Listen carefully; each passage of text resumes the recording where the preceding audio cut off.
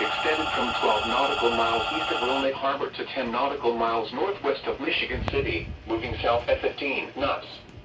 Hazard, waterspouts and wind gusts 34 knots or greater. Source, radar. Impact, waterspouts can create locally hazardous seas. Small craft could be damaged in briefly higher winds and suddenly higher waves. Locations impacted include Harrison Beaver Crib, Indiana Harbor, Burns Harbor, and Marina Shores at New Harbor. Waterspouts can easily overturn boats and create locally hazardous seas. Seek safe harbor immediately.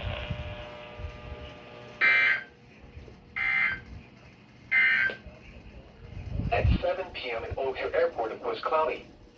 The temperature was 55 degrees.